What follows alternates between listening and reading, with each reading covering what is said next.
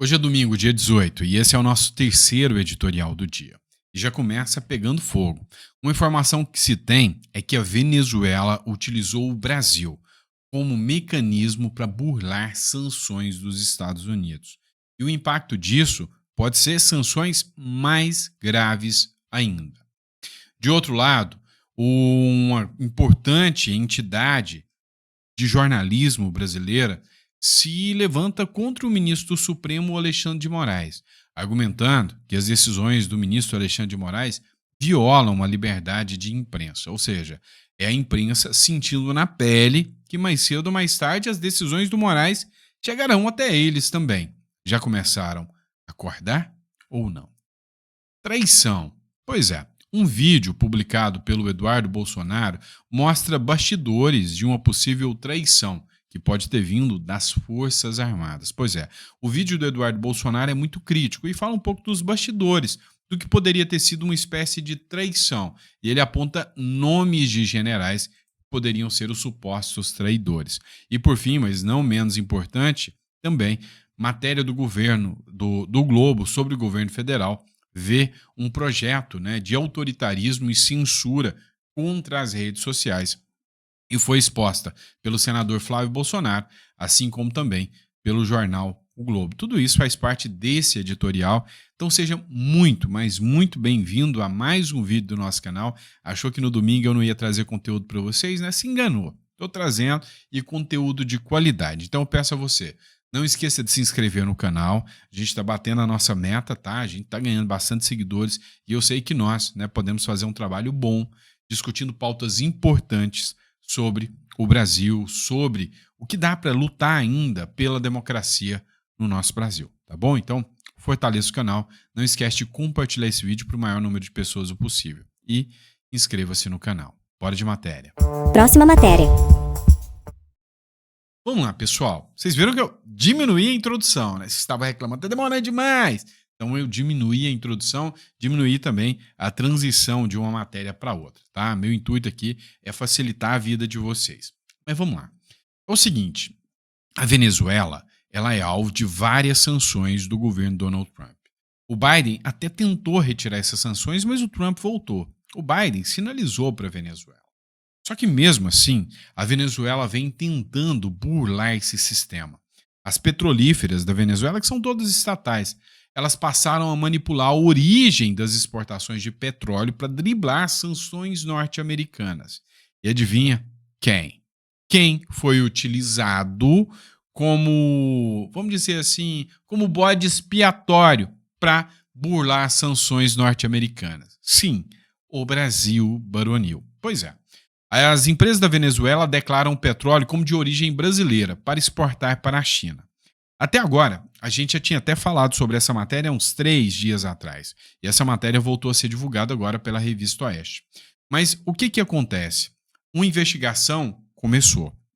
Nessa investigação, apurou-se que é cerca de US$ 1 bilhão em produtos venezuelanos já chegaram à China com um símbolozinho brasileiro, né? Essa operação chama-se spoofing, tá? Esse tipo de metodologia de burlar a origem é chamado de spoofing. E aí agora, há uma informação que veio de última hora, inclusive do Paulo Figueiredo, e essa informação diz o seguinte, olha, há agora um início de uma investigação para saber se o Brasil tinha o conhecimento dessa prática por parte dos venezuelanos ou não, porque até onde se sabe, o Brasil nem sabia que a Venezuela estava usando o Brasil como bode expiatório. Mas se o governo brasileiro tinha essa informação e manteve-se calado, o Brasil foi cúmplice na burla às sanções contra a Venezuela. E aí, meu pequeno gafanhoto, a sanção pode sair de lá para respingar cá. Ou seja, aqui no Brasil também pode haver sanções. Beleza? Próxima matéria. Vamos lá, pessoal. Outro ponto importante que a gente precisa discutir é sobre o Supremo Tribunal Federal e suas decisões. Há muito, mas não é de hoje não, há muito tempo, as informações de que o STF está extrapolando seus limites, de que o STF tá pegando a oposição, tá indo atrás da oposição, tá sendo veiculada. Mas a mídia tá fingindo que não ouve, não fala e não vê, né? Agora, a grande verdade é que mais cedo ou mais tarde, isso chegaria, adivinha em quem? Na imprensa. A imprensa já está começando a sentir um pouquinho o gostinho da censura. Dá uma olhada nessa matéria aqui do Poder 360. O STF vai ter audiência agora do golpe tabajara do Bolsonaro. Ele já violou o direito dos advogados, agora ele viola também o direito da imprensa. O STF proíbe gravação de audiência de testemunhas no caso Bolsonaro. A Corte, a Suprema Corte, que é o STF, alega risco de influência nos demais depoimentos.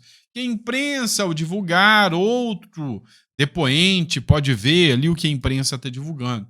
Mas a verdade é que quando as testemunhas chegam, elas entram numa salinha incomunicável e podem ficar aguardando. Então é mais fácil você deixar as testemunhas incomunicáveis do que tirar o direito de informação que a população tem. Então a imprensa vai até poder assistir via telão, lá do lado de fora. Mas participar, entrar, gravar, isso não. Mas qual que é o motivo do Supremo Tribunal Federal estar impedindo a imprensa de gravar algo que vai ser transmitido no telão? É simples, tá? Ali dentro, o foco da imagem que os jornalistas terão acesso é aquele que o STF quer mostrar.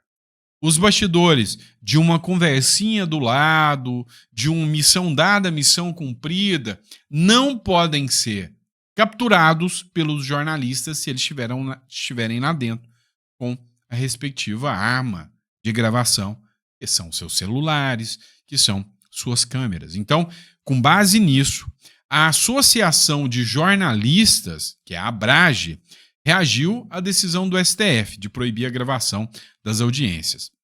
A entidade jornalística cobrou transparência e criticou a decisão que impede registros audiovisuais. Teve um trechinho que eles se manifestaram da seguinte forma aqui, ó. Abre aspas. A ABRAGE pede ao STF que considere, ao adotar essas regras, seu dever de proteção da liberdade de imprensa e do direito de informar, para que a população tenha acesso às informações de alto interesse público, foi o que disse a ABRAGE. Resumindo, interesse público não é o interesse do STF. Vamos ser claros aqui. E, sinceramente, imprensa, mídia, ABRAGE, o STF, com perdão da palavra, sendo meio piquê aqui, tá cagando para vocês. Próxima matéria. Vamos lá, pessoal. Outro ponto que a gente precisa discutir. Traidores. Os militares não passam de traidores. É o que está circulando agora cada vez mais nas redes sociais, principalmente, você deve ter visto, né, o vídeo do Vladimir Matos Soares. Né? O Vladimir Matos Soares, para quem não sabe, para quem não acompanhou, é o policial federal que acabou tendo um áudio agora revelado, né, dentro da suposta trama golpista Tabajara. O Vladimir, ele chegou a falar o seguinte, olha só, o Bolsonaro deu para trás, o Bolsonaro recuou, o que foi favorável demais ao Bolsonaro. Até o Gabeira, que é uma figura, né, vamos dizer assim, pré-histórica da Globo, falou, não, esse áudio aqui beneficia o Bolsonaro, porque esse áudio aqui está comprovando que todo mundo queria. E o Bolsonaro falou, não, nós não vamos. Ou seja, tira o Bolsonaro da figura de articulador do golpe para a figura que não topou o golpe. Foram falas do Gabeira. Mas a matéria do Metrópolis vai além. Ela diz aqui, olha só, o Bolsonaro deu para trás. Os áudios do PF têm bastidores da suposta trama. Conversa entre policiais, era uma conversa entre policiais, não se provou vinculação desse policial direto ao Bolsonaro. Talvez o cara, sei lá, estava delirando, né, em achar que poderia agir, mas esperava do Bolsonaro sem nunca ter uma comunicação com o Bolsonaro. Conversas entre policiais revelam uma articulação frustrada para impedir a posse de Lula. Os áudios falam em armamento, traição e planos para a oposição.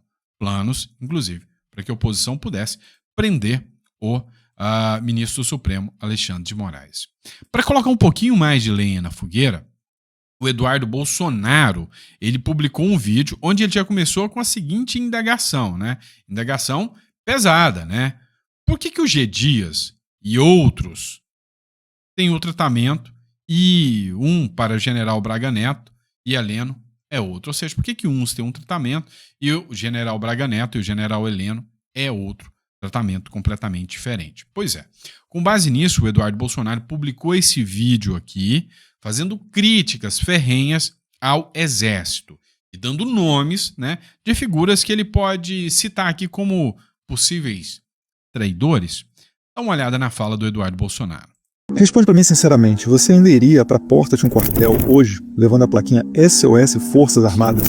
Por que é que militares como Braga Neto, Mário Fernandes, General Heleno, dentre outros, Almirante Garnier, por que esses estão sendo perseguidos e outros militares que estavam ali no entorno do governo Bolsonaro, às vezes até em posição de ministro, hoje estão ganhando excelente salário na Polpex, comandando o exército? General G. Dias, que serviu água aos invasores do Palácio do Planalto.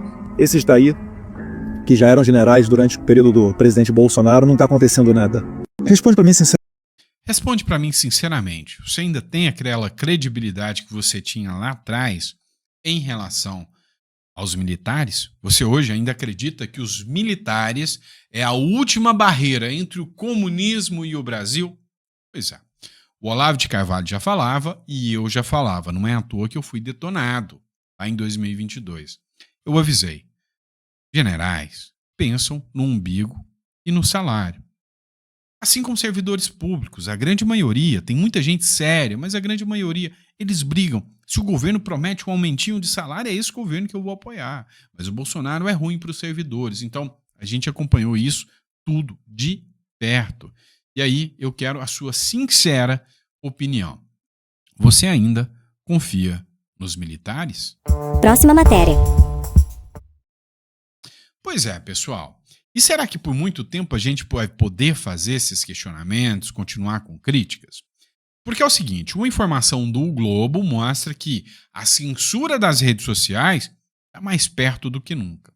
O governo Lula implementou aquilo que a gente chama de jabuti dentro de um projeto de lei para regular as redes sociais. Vamos deixar claro, o Congresso já tentou discutir, perdeu, não teve força suficiente para votar. Estão tentando implementar esse inquérito das fake news, que é um inquérito que é um PL das fake news, que é o PL da censura, há muito tempo.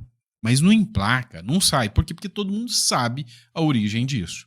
E aí, quando o governo Lula agora acabou de anunciar que ele vai trazer um cara do Xi Jinping, do ditador chinês, que lá não existe rede social livre, lá não existe acesso à rede social, para vir para cá, para ensinar para o Lula como é que faz, aí alguns da imprensa começaram a se tocar. Opa, estou achando que o Lula quer censurar a gente mesmo.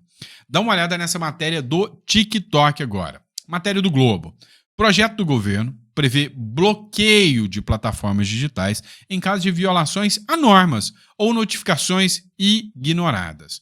O Lula lança a censurinha democrática, matéria publicada pelo Flávio Bolsonaro, que escreveu o seguinte: Lula é a verdadeira ameaça à democracia. E muitos fingem não ver. Enquanto forçam a barra para acusar Bolsonaro de um golpe que nunca aconteceu, fecham os olhos para o que a extrema esquerda arma para o país. Esse governo é muito amor. Vamos entender o que está acontecendo.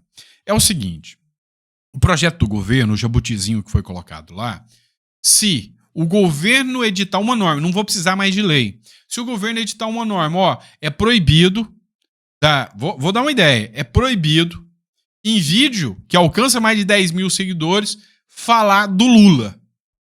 E você falar, a plataforma vai ser bloqueada. Você me entendeu?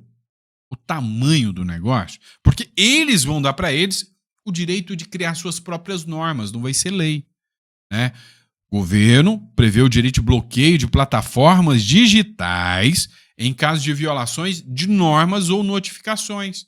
Se o governo manda uma notificação, cala esse advogadozinho salafrário aí que tá falando mal do meu amor, do Lula. Cala ele. E o YouTube, ou o TikTok, ou o Instagram falar, não. Pois é, fora do ar, do dia pra noite. E se você usar VPN pra acessar, meu irmão, já sabe. Chega uma multinha aí pra você. Quem tá combatendo isso é o Paraguai, cara. O Paraguai tá dando show de democracia no Brasil. Enquanto aqui no Brasil a política vive tempos turbulentos em diversos países, né? Lá no Paraguai, líderes cristãos do dia 14 ao 17 de maio, né, deram um recado muito grande, né? Dão um recado muito grande para os censuradores. Levantaram umas vozes, né, sobre a censura aqui na América e no mundo, dizendo que são absolutamente contra a censura, alinhando aí ao discurso norte-americano. Próxima matéria. Pois é, você tá achando que bagunça pouco é bobagem? Deixa eu te perguntar um negócio. Você acha que o Bolsonaro ainda tá com aquele mesmo vigor de antes? Você acha que o Bolsonaro ainda tá pronto pra batalha como era antes?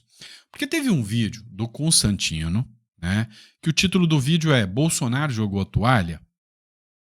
Pois é, e por que seria Bolsonaro jogou a toalha, né? Você vê que o Constantino, pessoal, tá muito abatido, né? Eu tô desejando que todos orem muito pelo Constantino para que ele possa passar por esse momento difícil, que é um enfrentamento de mais um câncer, né? O primeiro câncer era a esquerda, o segundo é o biológico que atingiu aí a garganta, né, do Constantino, e eu espero que ele possa passar por isso logo. Mas é o seguinte, o Bolsonaro fez um vídeo, e nesse vídeo ele falou, não, tô cansado, se tiver que me prender, me prende logo, faz o que você quiser, prende aí então.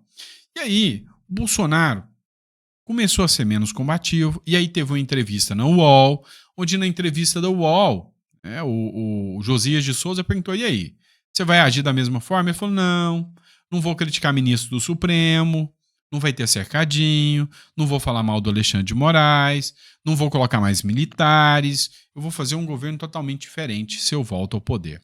Uma base aliada do Bolsonaro começou a criticar o Bolsonaro, falando que ele se acovardou, afrouxou, que ele jogou toalha. Outra base falou, não, isso é estratégia. Depois, na hora que ele voltar, ele faz tudo do mesmo jeitinho que ele fez lá atrás. E aí é perigoso. Mas olha só, o que o Constantino falou sobre isso aqui, e eu quero que você tire as suas conclusões sobre esse caso. Eu vejo a situação do Bolsonaro como muito delicada. Quando ele diz, por exemplo, como disse numa entrevista agora, que ele não xingaria de novo de canalha o Alexandre de Moraes, que teria um relacionamento melhor com o STF, pode ser estratégia, retórica. Ele tem que saber dançar de acordo com a música. Ou pode ser que ele está sinalizando que ele está mais domesticado, porque conseguiram dobrar seu espírito. Ele está cansado. Eu não sei dizer o que é, mas o filho dele está aqui nos Estados Unidos atuando para que tenhamos aí sanções ao Alexandre de Moraes. Então, de novo, o que eu sei é que o Bolsonaro é patriota, quer o bem do povo, do Brasil, e de vez em quando ele recuou, o que é normal nessa guerra muito pesada, muito injusta, de ele e alguns outros parlamentares e um povo disperso, armado de Bíblia e bandeira do Brasil, contra um sistema que conseguiu cooptar até as Forças Armadas, a imprensa e por aí vai. Então, é uma luta muito desigual e às vezes cansa, mas a gente não pode desistir. E não acho que o Bolsonaro desistiu, não acho que ele jogou a toalha. Vem cá, pessoal. Vocês sabem que eu tenho umas críticas aí ao Bolsonaro, né? Mas eu vou falar uma coisa pra vocês. A maioria de vocês que está me assistindo, se tivesse enfrentando o que o Bolsonaro está enfrentando agora, já tinha picado a mula desse país há muito tempo. Se eu tivesse a metade do canhão que está apontado para o Bolsonaro apontado para mim, eu já ficava tempo full time lá no Uruguai, que eu gosto demais do Uruguai, sistema tributário bom, país com educação boa demais, é outro nível. Mas eu ainda amo o Brasil. Mas se na visão tivesse no lugar do Bolsonaro, apontar o dedo é fácil. Outro negócio é estar na pele do cara. E aí, falar que agora ele acovardou, recuou, velho, é complicado, né? Vamos ser sinceros, é complicado, difícil, é estar na pele do cara, né? Bora pra próxima? Próxima matéria. Seguinte, pessoal. Há uma crítica aqui sobre a questão da liberdade de expressão. E voltando ao assunto do TikTok, era até para mim ter colocado lá junto. A livre expressão, a liberdade de expressão, sabe, o debate de ideias não é uma coisa que agrada muito à esquerda, não. Mas nem um pouco. Principalmente quando os argumentos deles são fracos. Fracos. Eles não atacam as ideias, eles atacam o idealizador, ele ataca o debatedor. É assim que funciona. E aí teve uma matéria do jornal O Globo, né? Teve até uma manifestação do Kim Paim, que é um influenciador que mora na Austrália, né? Que parece que está mais crítico agora o Bolsonaro um pouco, o Kim Paim. E aí a matéria diz o seguinte: a reação de Lula e Janja ao TikTok expõe o abismo entre o governo e a liberdade. Abismo é elogio. Entre a sociedade e o governo existe um universo inteiro, porque a sociedade, que é a direita, e a esquerda, é o antagônico a isso. Dá uma olhada nesse vídeo aqui do Kim Paim aqui, que eu acho que vale a pena uma discussão sobre isso. Escuta só. Reação de Lula e Janja ao TikTok expõe abismo entre governo e sociedade. Lula está descolado do povo. São muitas as camadas de erros e inadequações nesse imbróglio. O que menos interessa é o constrangimento diplomático, o fato da Janja querer falar sem estar previsto. Isso é o de menos. Ou ainda a ironia de que uma plataforma controlada pela China possa favorecer a extrema-direita, né? Que é uma loucura. O que deveria preocupar é a compreensão de que uma plataforma precisa ser regulada, porque nela o discurso do inimigo é mais bem sucedido. Temos que nos preocupar porque Lula quer regular uma plataforma porque a direita está vencendo. Se já não estivesse óbvio que nesse contexto regulação equivale censura, passou a estar quando Lula disse que pediu para discutir com o emissário chinês formas de fazer isso. O que há na China não é regulação, é censura, pura e simples. A ideia de que criminalizar falas ou críticas de adversários pode resolver ou atenuar as dificuldades do governo nas redes sociais não é só falaciosa, mas é perigosa. Supondo que se aplicasse aqui um filtro à internet, da mesma forma que lá, como ficaria essa regulação se a partir de 26 o presidente passasse de direita e resolvesse usar esse filtro contra o PT à esquerda? Bom, não sei se você lembra, Malu Gaspar, mas nas eleições de 2022 tinha vários assuntos que a gente nem podia falar. Era processo. Ou seja, já existia censura bem antes, né, do Lula entrar com o STF, com o TSE.